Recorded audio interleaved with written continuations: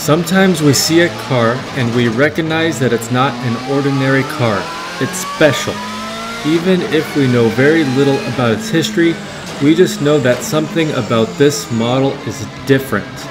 This is the case with the BMW M3 GTR. Many people were first introduced to this car from video games like Need for Speed and Gran Turismo. In Need for Speed Most Wanted, the player starts out in the BMW M3 GTR, the fastest car in the game, and then in typical BMW fashion, this happens. Hey, there's something wrong with your ride. You left a huge oil slick at the start line.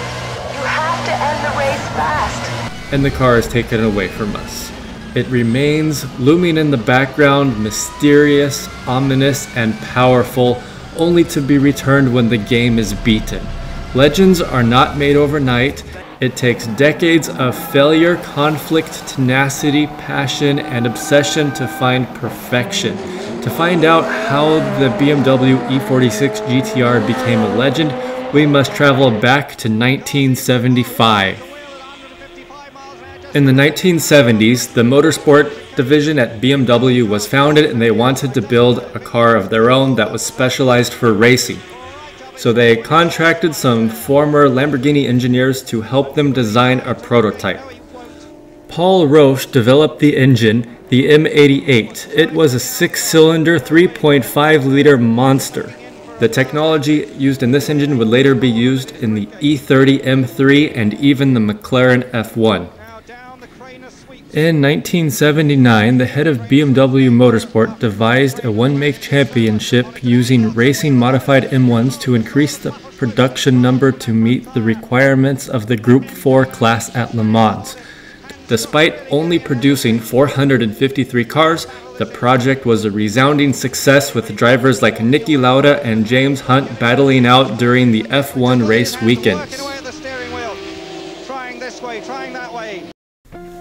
The first BMW 3 Series, the E30, entered production in 1982.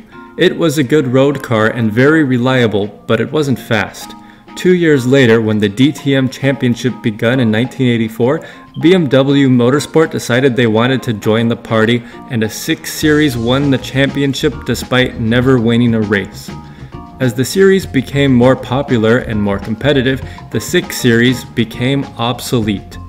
So the M3 was created in 1986 and the Motorsport division did a fantastic job. The E30 M3 won the DTM Championship in 1987 and 1989, but it was not to last.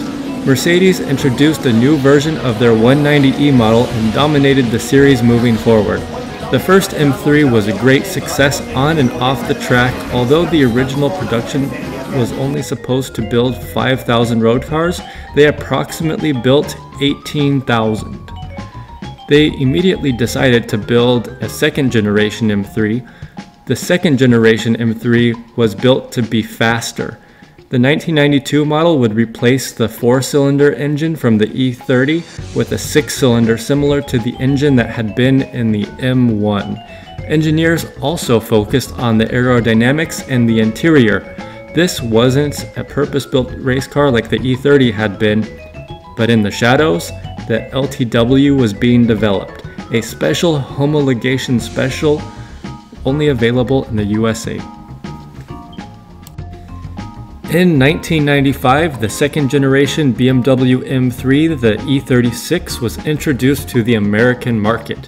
BMW was excited about the new car and partnered with PTG in 1995 to enter the new car into the IMSA GT Championship. The car won the championship in 1996, 1997, and 1998, inspiring this awesome advertisement.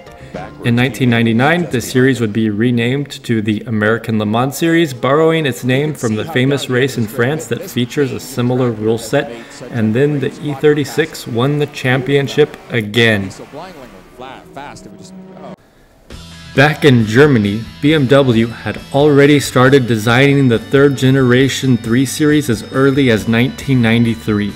Most of the bodywork was performed in February 1996 with the team's main goal to design a car that was aerodynamic and aggressive.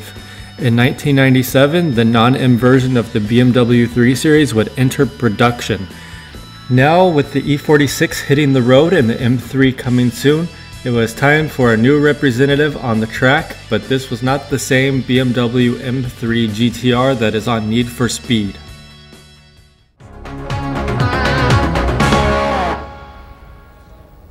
This is the sky over Central Florida today, March 18, 2000. Below it, the concrete runways of an old airfield near a town called Sebring. The runways are quiet and empty now, but in a few minutes they will be jammed with the fastest sports and GT cars in the world. Cars driven by men and women in pursuit of the glory that goes with winning the 48th running of this country's great endurance race, the 12 Hours of Sebring.